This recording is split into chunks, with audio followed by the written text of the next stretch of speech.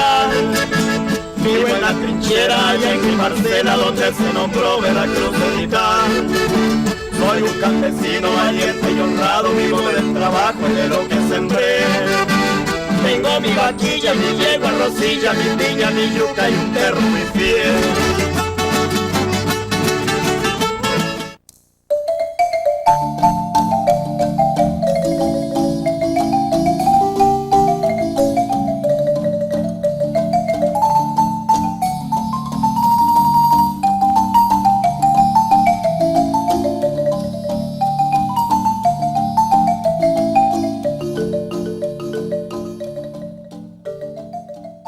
¿Qué tal, amigos y amigas? Bienvenidos a otro programa Volvamos a lo Nuestro. Hoy vamos a hablar acerca de una odisea que lograron los sancarleños de hace más de 50 años. Y es que precisamente aquí al fondo vemos la hermosísima catedral, el volcán Arenal, que también es uno de los orgullos de los sancarleños, las llanuras y muchísimas de las casitas que poco a poco se han ido ubicando en este sector. ¿De qué vamos a hablar? De la construcción de la catedral. Un esfuerzo tan extraordinario que se habla de que hoy por hoy no se podría hacer porque la suma sobrepasaría a los 5.000 millones de colones. ¿Cómo lo hicieron? Lo hicieron los sancarleños poco a poco con el esfuerzo, liderados por el Padre Sancho. Así que hoy vamos a conocer cómo se gestó la identidad de los sancarleños, cómo fue que trabajaron, qué fue lo que se logró y hoy por hoy cómo lo ve la población que aquí habita. El padre Eladio Sancho Cambronero es uno de los hombres más ilustres que ha llegado a tierras norteñas. Su arribo a San Carlos fue por pura casualidad, pero el destino le tenía entre manos forjar aquí una gran obra. En su mente había planes para estudiar economía y cooperativismo en los Estados Unidos y ya estaba a punto de realizar un proyecto cooperativo en Río Segundo cuando Monseñor Juan Vicente Solís le pidió atender las labores pastorales en un pueblito llamado Ciudad Quesada. El joven sacerdote, con 12 años de experiencia, vino por unos meses a Ciudad Quesada un 30 de diciembre de 1950, pues el padre Fernando Ramírez estaba muy enfermo.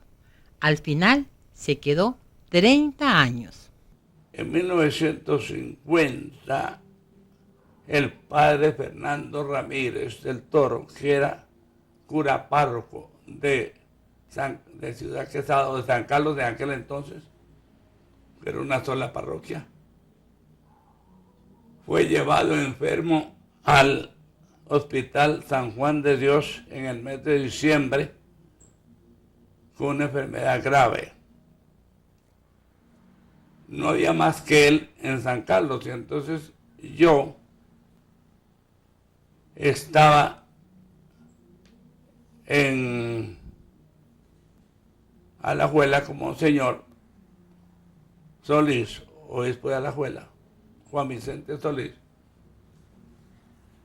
hablando sobre el comienzo de mi gran labor para la cual me había preparado 2 años estudiando en Estados Unidos en la Universidad de San Luis, Missouri.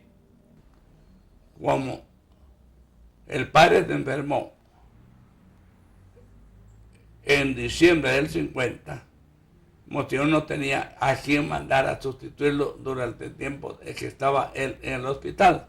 Entonces me llamó y me pidió que fuera yo por 2 meses a San Carlos mientras se terminaba, se podía prever qué pasaba con el padre.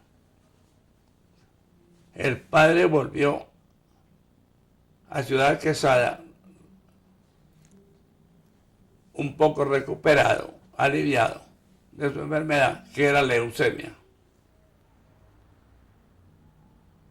Y llegó el 10 de febrero de 1951 y me dijo que había hablado con Monseñor Solís y que habían convenido en que yo me quedara en San Carlos, tratando yo los asuntos de los distritos y él en el centro, y que yo me encargara con la Junta Edificadora del plan, el proyecto que Monseñor tenía en mente en una forma muy casi obsesiva de que había que tener una iglesia en Ciudad Quesada para el futuro. Su labor social comenzó al recorrer a caballo todos los lugares, villas y caseríos del cantón para conocer a sus fieles y esparcir su semilla de esperanza por un futuro mejor. El padre Eladio nos decía: me conmovió aquel pueblo de San Carlos, tan bueno, tan valiente, tan sacrificado para subsistir. Era de admirar a las familias que se metían donde no había luz, agua, caminos, faltaban puentes en la mayoría de los lugares. En mi conciencia no encontré alguna razón para abandonarlos y tuve que renunciar a mis proyectos y a mis iniciativas. Y fue así que desde que puso un pie en el suelo sancarleño, el sacerdote no paró de trabajar. Esta era la foto aquí, era una iglesia vieja hecha, comenzada en 1913, y ya había cumplido su misión.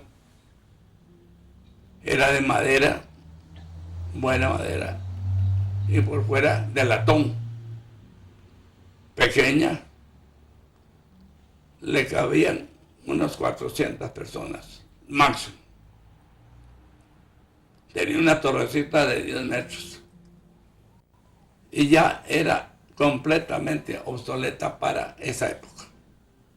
Estábamos en ese momento en febrero.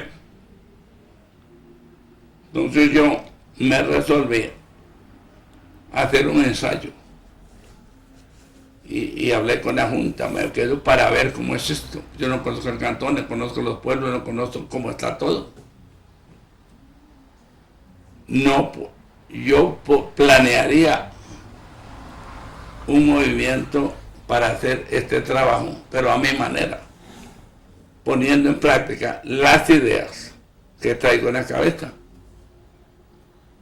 Porque las ideas económicas y las ideas de cooperativismo se juntan. Juntando las dos, se puede armar un plan. Entonces yo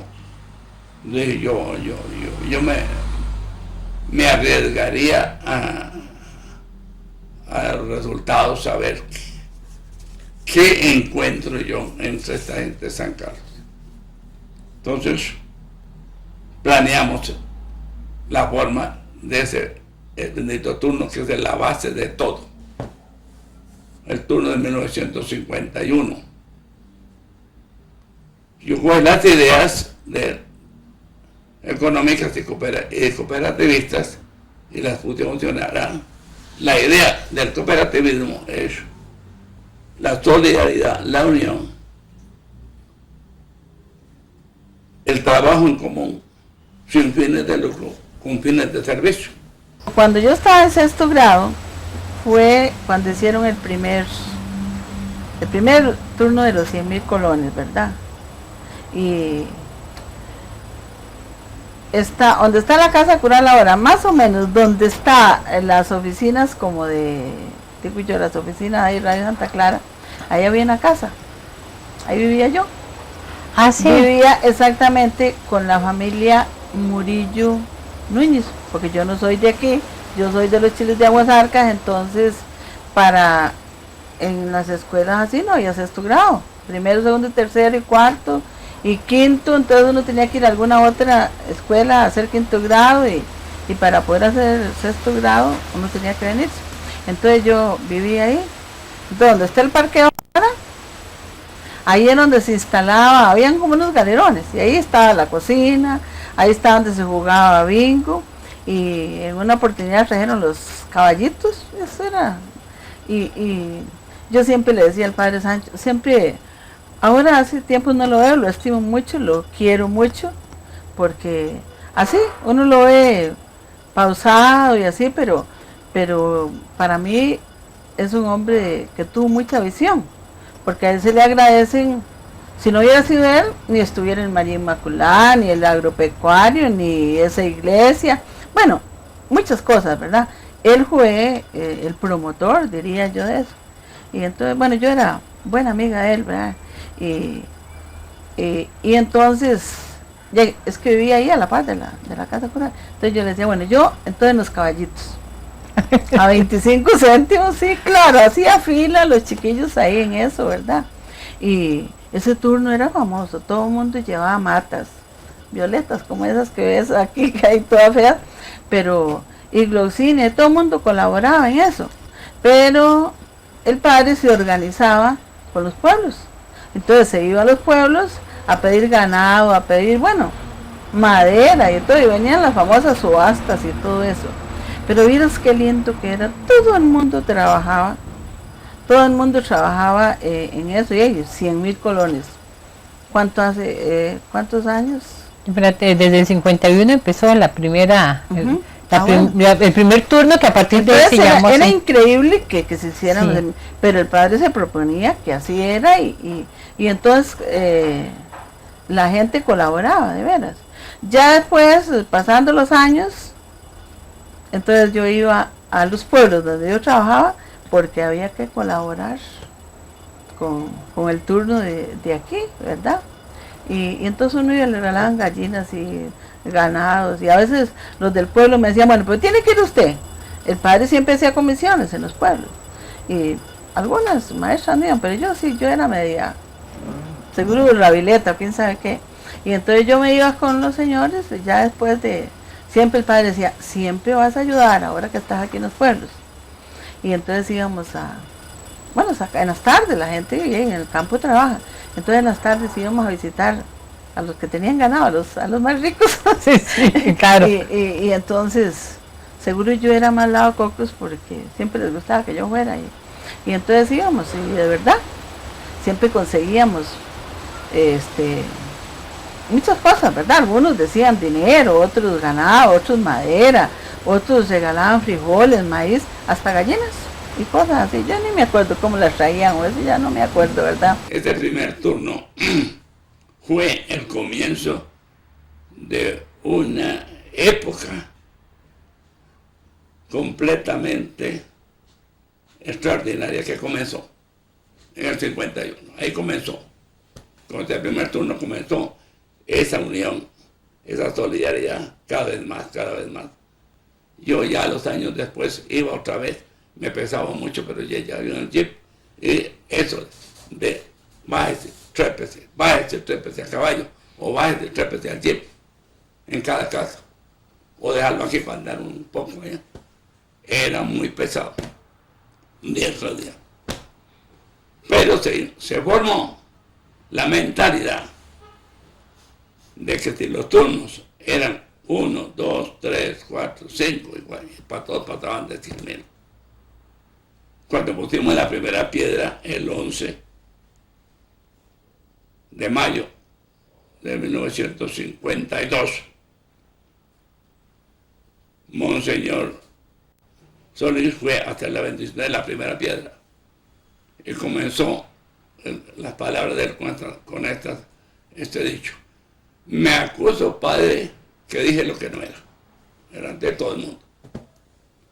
Entonces todo el mundo se extrañó qué quiere decir un obispo.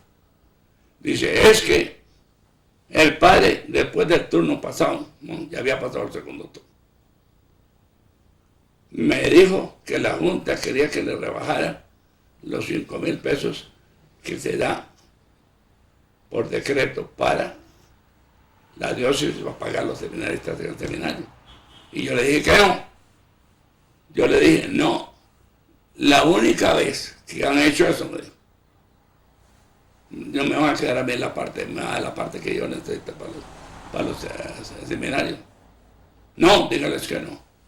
Yo dije, porque me dijo, eso nunca lo vuelven a hacer. Me dijo, Monseñor.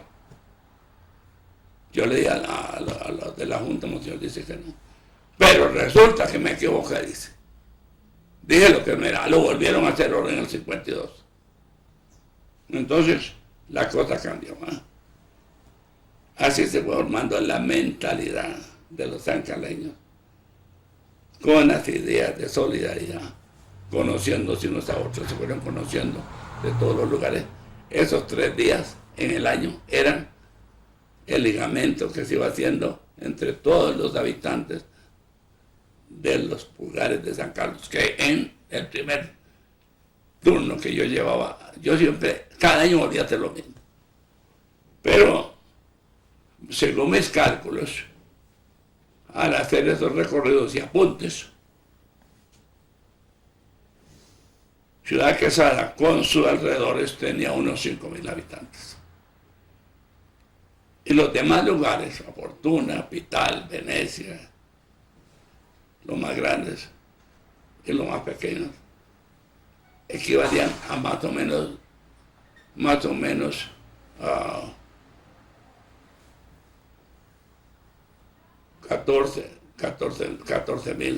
sí, 14.000. Y 5, 19, más o menos había unos 20.000 habitantes en todo el cantón. Y así empezamos la iglesia con una población de unos 20.000 dispersos, trabajando, haciendo sus vinguitas, dando lo que tenían. Y eso creó una mentalidad nueva.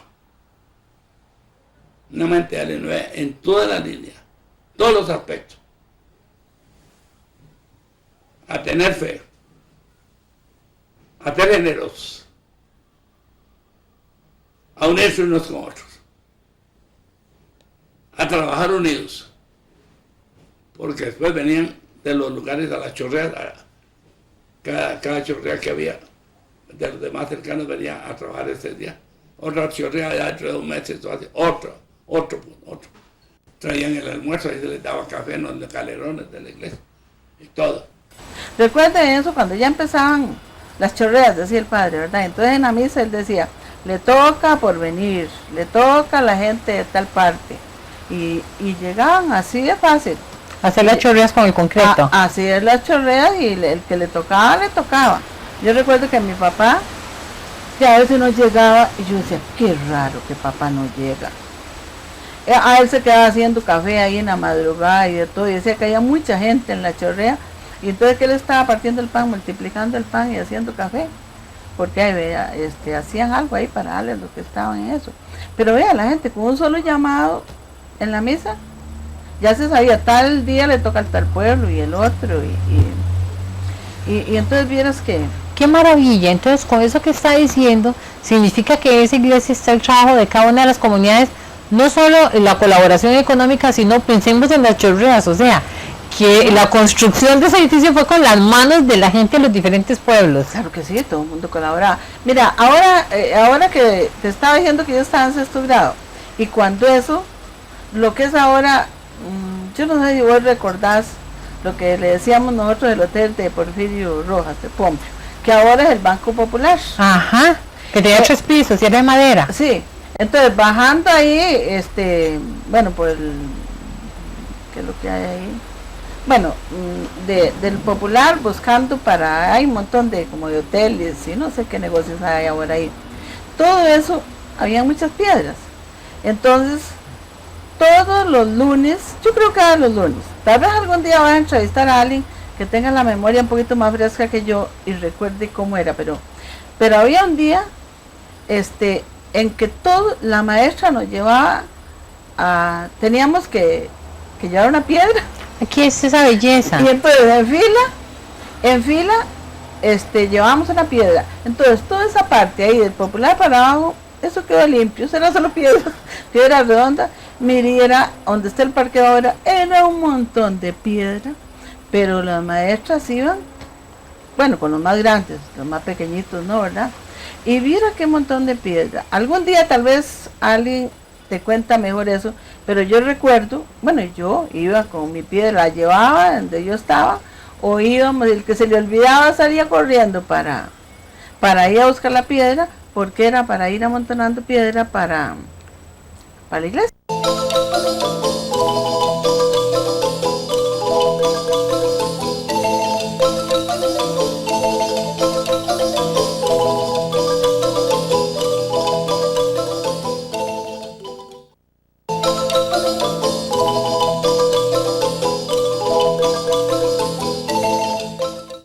El 25 de julio de 1995, Monseñor Ángel San Casimiro fue elegido obispo de la diócesis de Ciudad Quesada. Y ya estaba esta hermosa catedral para que él pudiera trabajar a sus anchas y que fuera digna precisamente de esta designación. Monseñor, es una de las personas que más ha alabado la labor del padre Sancho y que más considera ese esfuerzo que se hizo en que se creó además la identidad de los sancarleños. Yo diría que todas las familias, a pesar de que van construyendo su nido particular, sin embargo siempre queda un nido central, y es el hogar del padre y de la madre, que luego es también el hogar para muchos de los abuelos. O sea, siempre es bueno recalcar la necesidad de un hogar central. Un hogar central que nos convoca a todos los miembros de la familia. Yo creo que en una diócesis eso es la catedral. La catedral es como el hogar central de la iglesia.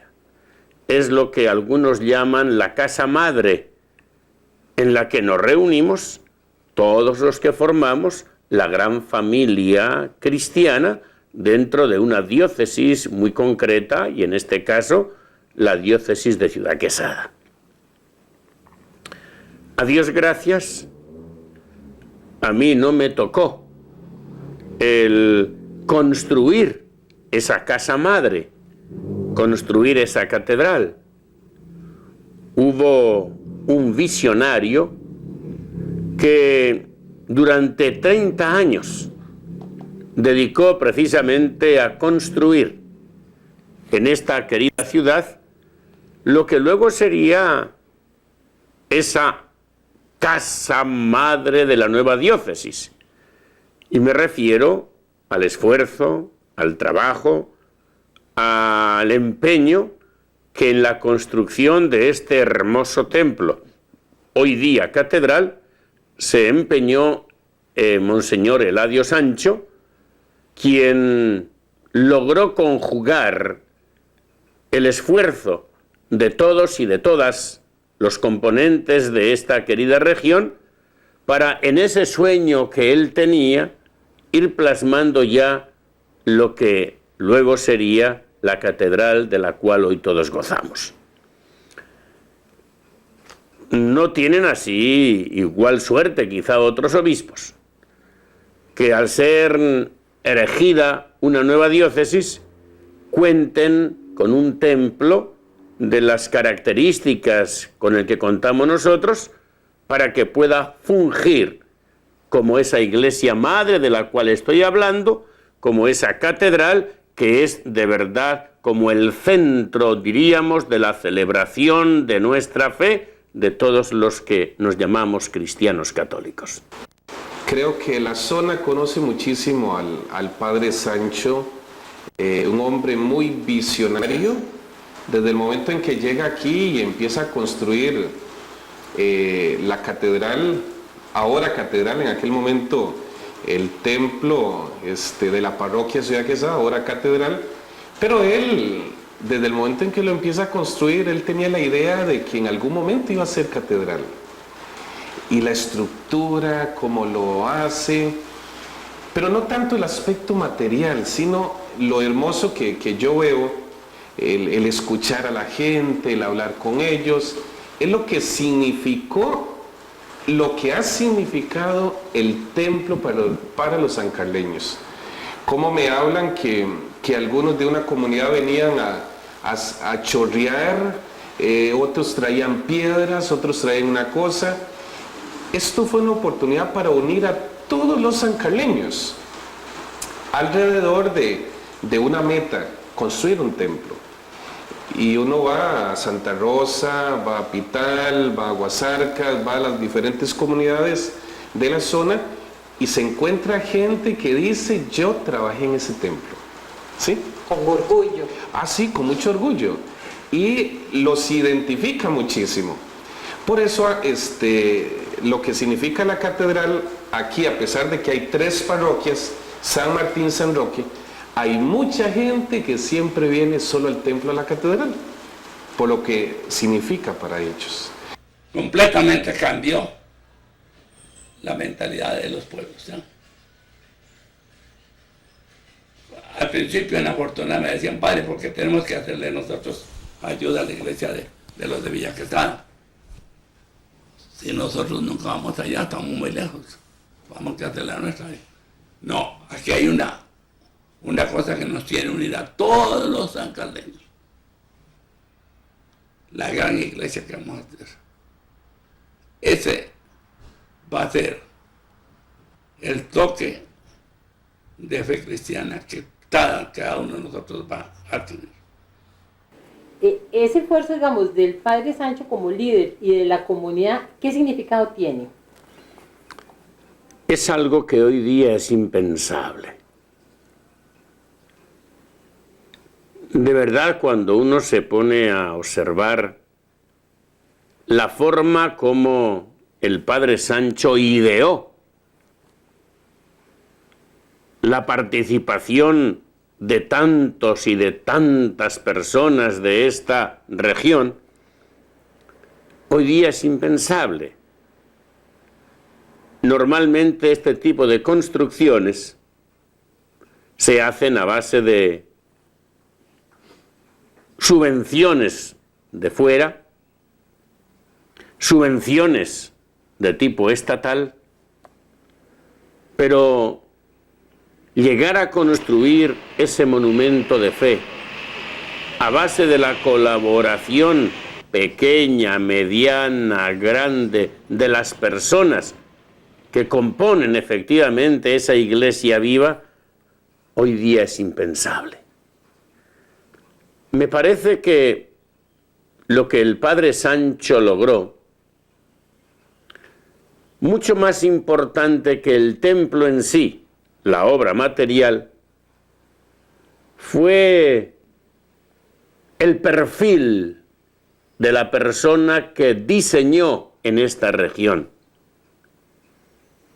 El perfil de una persona solidaria. El perfil de una persona que llega a creer lo que hoy día es el eslogan cuando nos vienen estas campañas de Teletón, que juntos todo es posible. Yo creo que sería bueno recuperar el misticismo, el sentido que hoy adolecemos tanto en nuestra sociedad.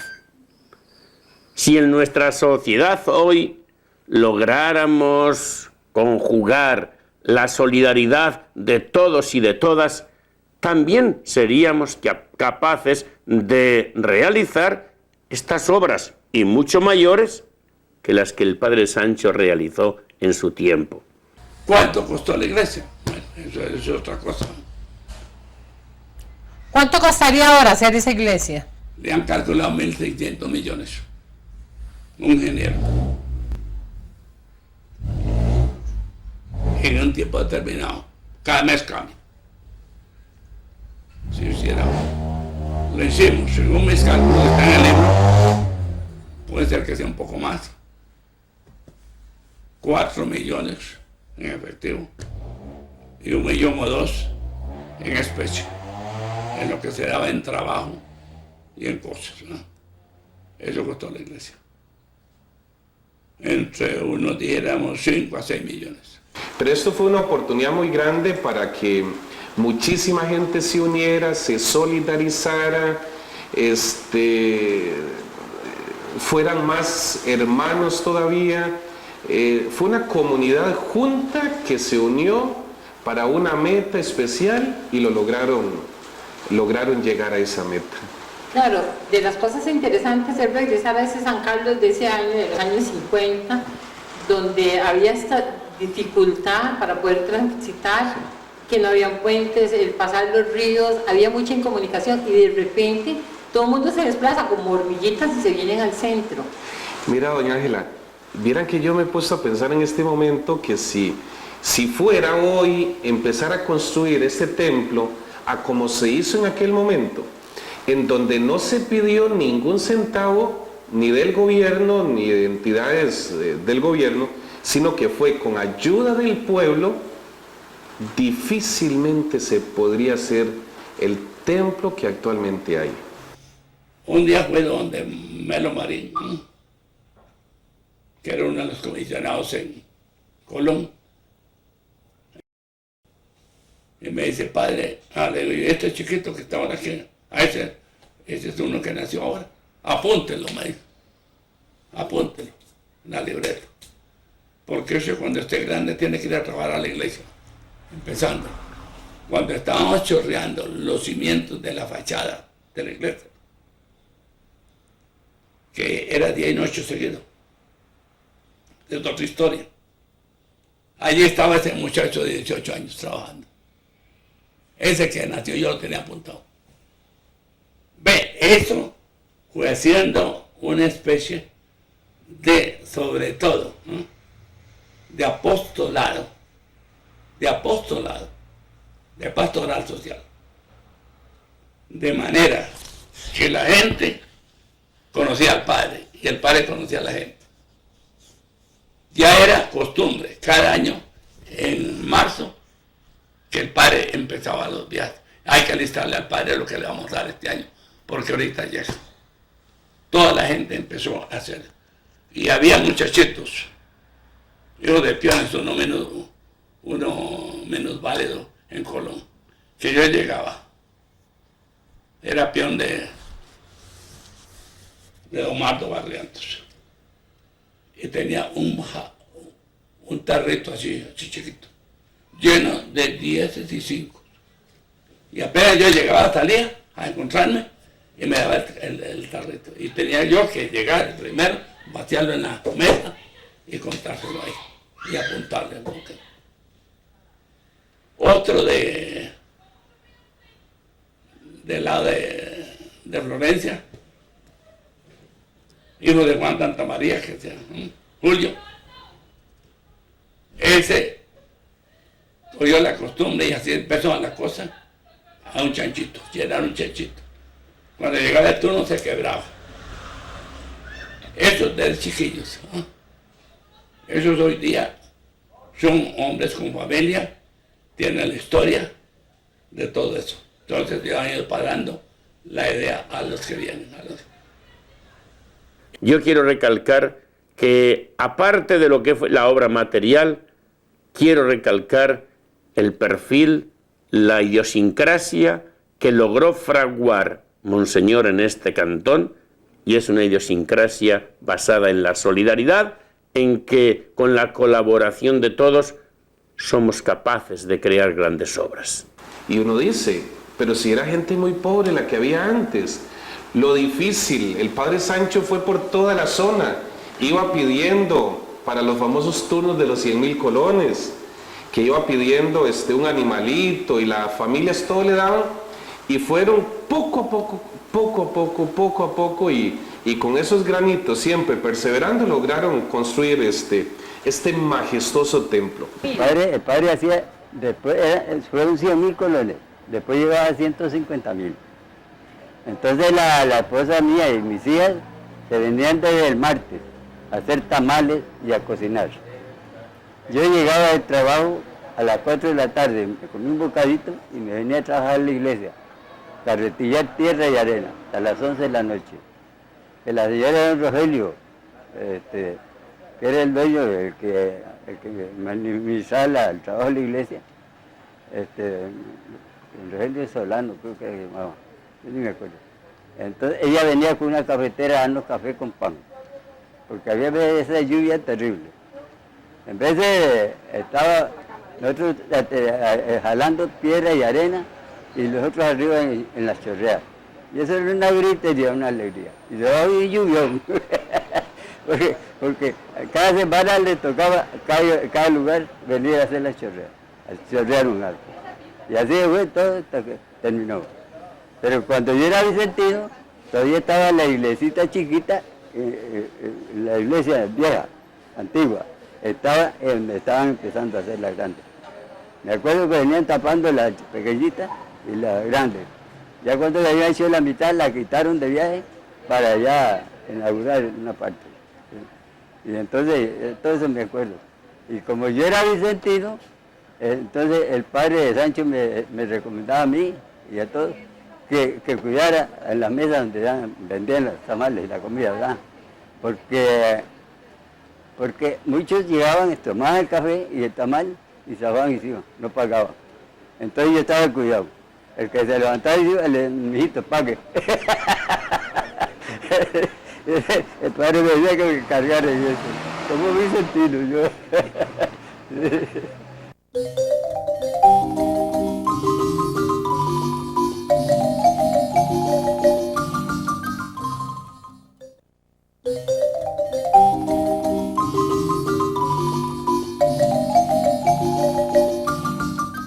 Cuando empezamos el primer turno, yo le dije cuál era el plan. Yo le dije, eso sí, a la Junta.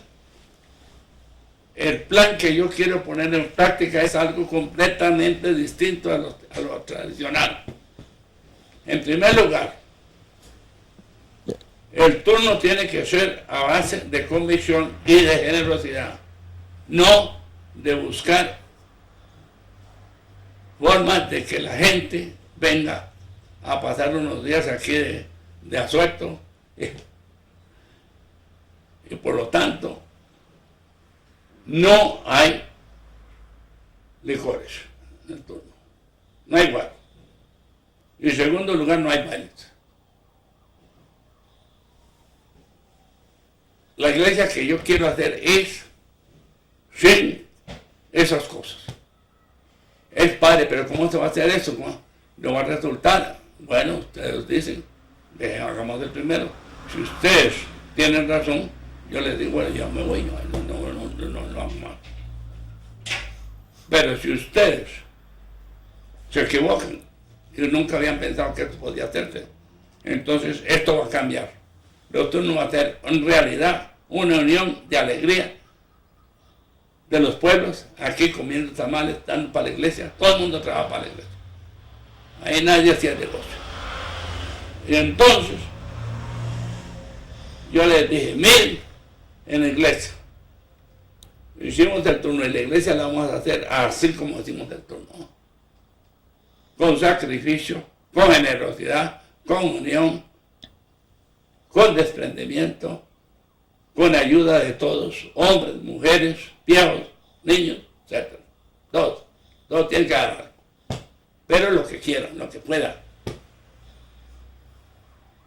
Y yo les dije, ¿sabe por qué no se puede hacer el turno con guaro? Porque la mezcla que vamos a usar en el turno, en la iglesia de la construcción, no liga con guaro, solo con agua. Y las fiestas no son para lo que pasa en un bailongo. No, nada de eso. Eso es extremadamente otra cosa. Eso no puede ser. Por lo tanto, aquí no hay. Cuando pasó el primer turno, siguieron los demás turnos y la fiesta del año del San Antón de San Carlos era el turno. Ya no hay fiesta cívica ni otra cosa. Y lo más grande es que en todos los turnos no hubo nunca que lamentar un pleito, una desgracia, nada, ni siquiera un accidente.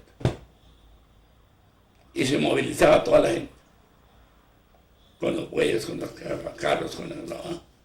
Todo salió como bendito por Dios. ¿Qué pasaba? Vale, pero ya hay como todos los negocios lo van a hacer los cantineros, pero no importa. Que se beban el guaro allá los que quieren beber y que aquí no vengan a molestar. Porque si vienen a molestar aquí, yo le digo a la policía, échemelo porque no tomo el guaro. ¿Bueno? Muchas veces a los católicos nos han criticado,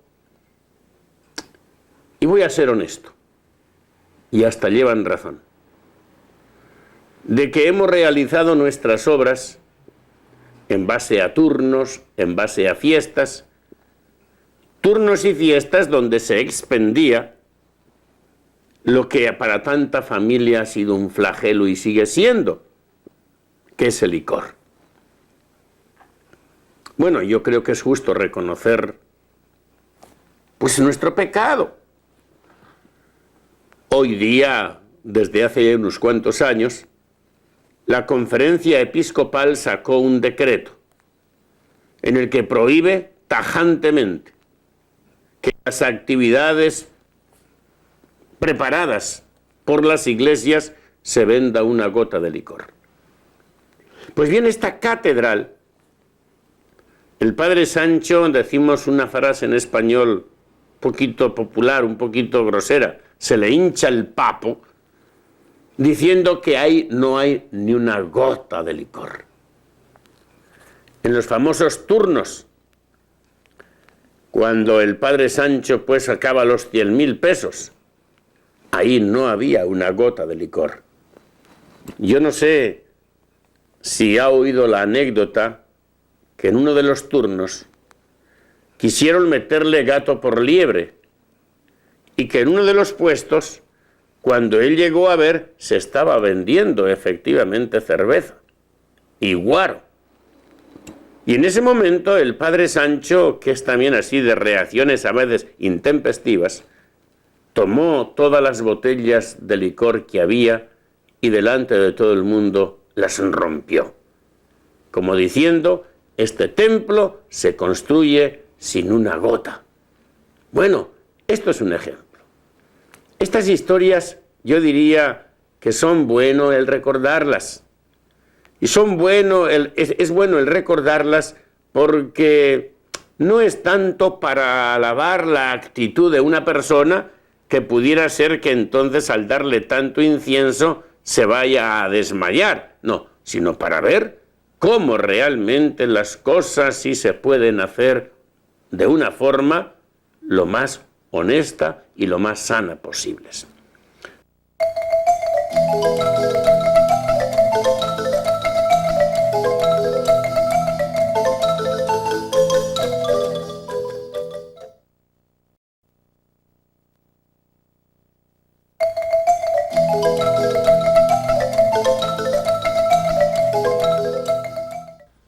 Un director de obras públicas,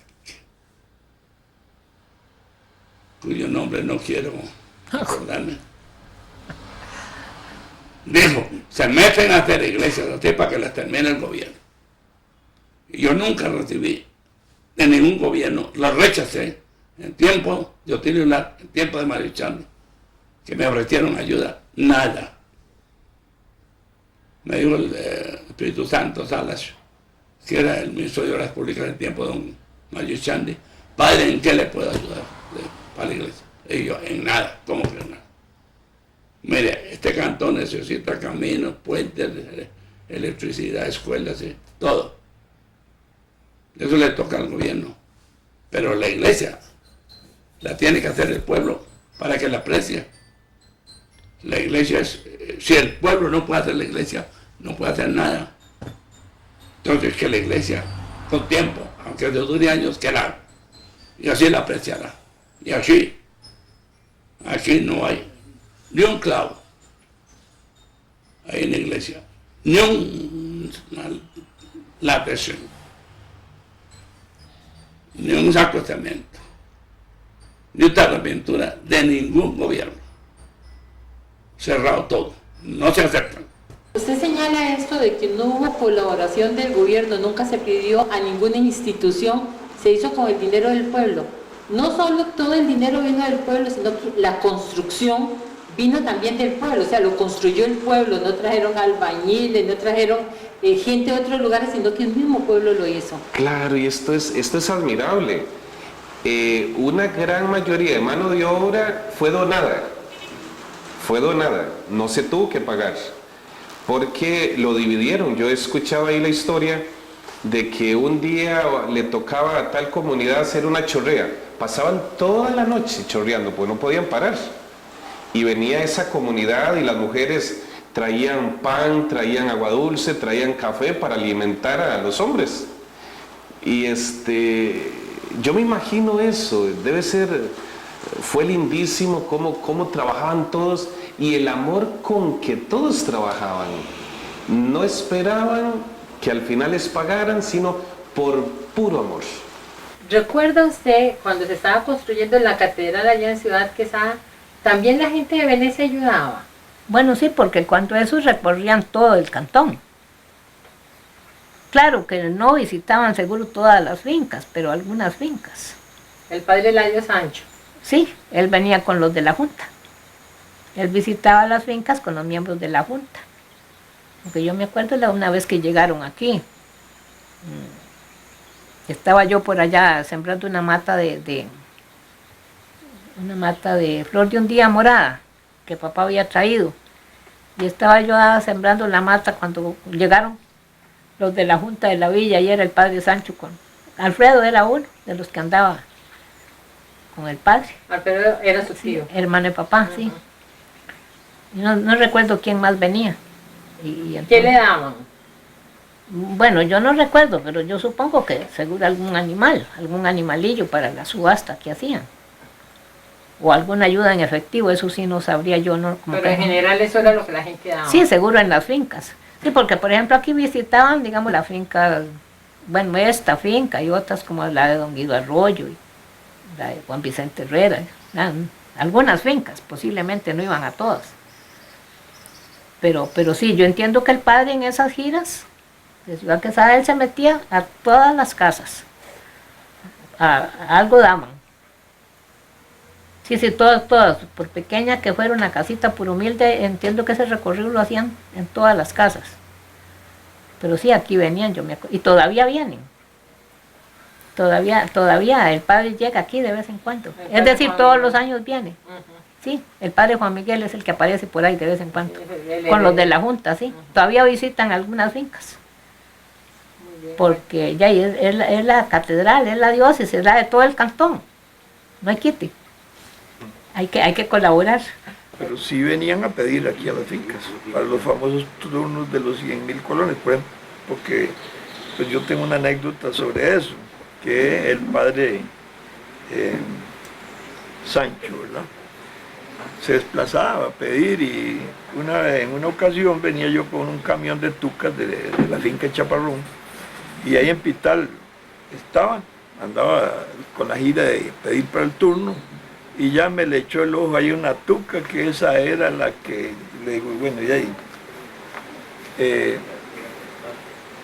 bájela en tal parte, le digo, bueno, voy a ponerle una cruz para que el malo no la tiente. y ve lo que pasó. De ahí se despreocuparon de la tuca y se la robaron, se perdió. No me valió ponerle la cruz. Así es que es muy cierto de que no vale la cruz para el diablo. Sí, dice el padre Sancho que inclusive algunas personas lo criticaban y le decían que si estaba loco, que para qué quería una cosa tan grandísima en un pueblo tan pequeño. Es cierto, eso le he escuchado a él. Pero él pensó que iba a ser en algún momento catedral. Y viéndolo bien, este templo en este momento viene a dar respuesta, en este momento. Está dando respuesta a la comunidad por tanta gente que hay en la ciudad y en los alrededores. Dice Monseñor Ángel San Casimiro que inclusive le evitó a él tener que construir una catedral, que necesariamente tiene que haber una cuando hay una diócesis. Totalmente, y es de resaltar realmente el esfuerzo del padre Sancho junto con toda la comunidad, que se unen, se solidarizan para realizar la catedral. Cuando se ideó hacer esta iglesia era una iglesia cristocéntrica, o sea, Cristo en el centro, sin columnas. Usted ha estado en algunas otras iglesias, bueno, cuando estuvo en la parroquia de Pital. ¿Cuál es la gran diferencia entre un templo hecho de esta forma y los que son tradicionales? No, pues aquí lo que vale la pena resaltar es el estilo de las columnas, que no están, digamos, en el centro de los templos, en las naves, porque la verdad que no deja de ser complicado para mucha gente que no logra ver, y las columnas que interfieren, y sin embargo la manera como se construyó la catedral fue totalmente diferente. Las naves no hay columnas, y para uno como sacerdote también da gusto celebrar aquí en la catedral. Y uno se acostumbra cuando yo voy a otro templo, allá donde vivo, en Naranjo, en mismo Palmares, San Ramón, Grecia, que está lleno de columnas por todo lado, yo me siento incómodo. Ya uno está acostumbrado a un templo así, y pues vale la pena resaltar ese resucitado tan hermoso, que también la idea del Padre Sancho, poderlo colocar y tener a Jesucristo resucitado como centro. Entonces, así es.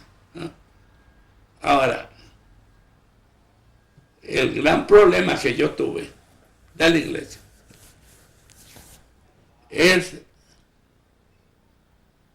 el haberme resuelto a hacer una iglesia distinta de todas. Una iglesia nueva, según los conceptos litúrgicos que había en Europa por los años 50, en movimientos litúrgicos de las abadías benedictinas. Movimiento litúrgico cristocéntrico. Para llevar eso a cabo en la iglesia había que hacer un espacio grande, sin obstáculos, donde toda la gente ve lo que está pasando en el altar y a todos están allá, ven a toda la gente. Entonces hay que eliminar las columnas. Y eso en una iglesia pequeña se puede hacer.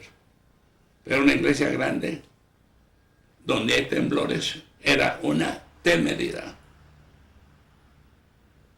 A mí me pusieron el mote de que estaba, y me lo dijeron, de que estaba loco. ¿Cómo se le ocurrió? Y cuando el obispo llegó, después que habíamos puesto la primera piedra, a cambiarnos, que no siguiéramos esa iglesia como esa iglesia que él había aprobado. Porque la presionaban tanto que decían, ¿cómo dejó usted ese curita que se meta a hacer ese disparate? ¿No? ¿Cómo va a ser una iglesia como la ciudad que sea de una catedral? Yo calculé la iglesia después del primer turno y segundo turno, en el futuro, que tenía que ser catedral. Una vez que la iglesia se hizo, todo el mundo está convencido de lo que se lance una idea, con la unión, con la fe que hicimos en la iglesia, todo se puede hacer.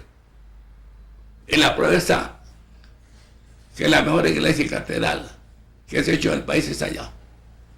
Y eso no lo hacen en ninguna parte. Amigos y amigas, finalizamos otro programa de Volvamos a lo Nuestro. ¿Qué les parece este recorrido por la historia de San Carlos? Conocimos cómo fue que se creó la identidad de los sancarleños en base a este trabajo maravilloso en el que participaron miles y miles de personas, algunas de ellas que nos dieron hoy su testimonio. Les agradecemos que nos hayan acompañado y les esperamos la próxima semana en otro programa de Volvamos a lo Nuestro en alguna otra parte de nuestro territorio nacional.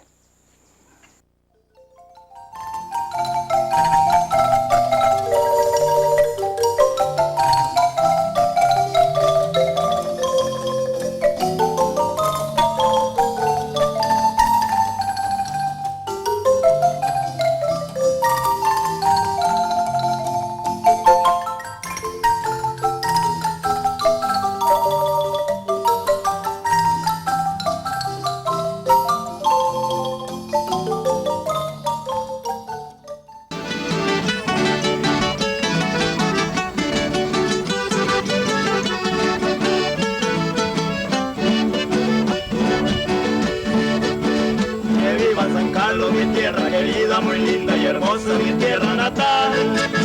Vivo en la trinchera y en mi parcela donde se nombró Veracruz Central. Soy un campesino valiente y honrado, vivo del trabajo y de lo que sembré. Tengo mi vaquilla, mi yegua rosilla, mi piña, mi yuca y un perro muy fiel.